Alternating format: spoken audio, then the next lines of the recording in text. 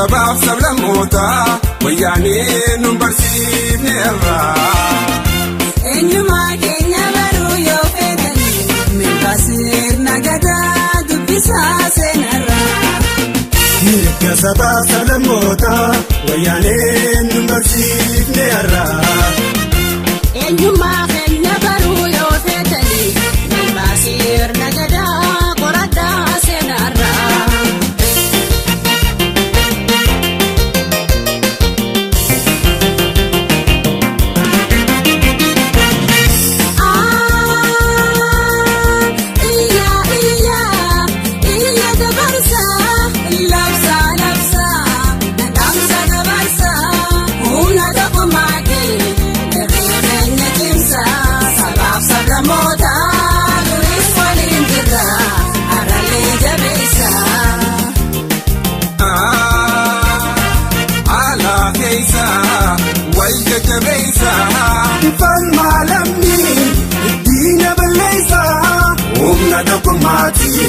Jireenya keessa sabaaf sablammoota duris waliin jira haralee jabeessa.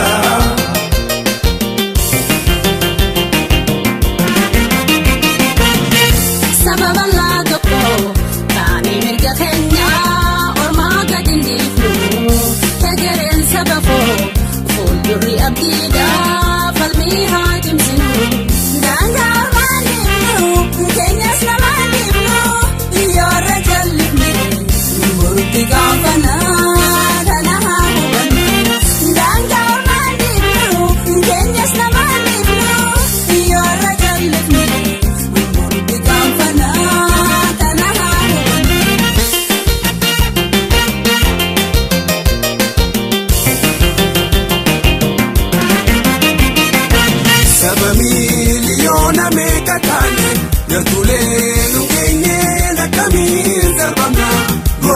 Keenya duro dhalootni qabna.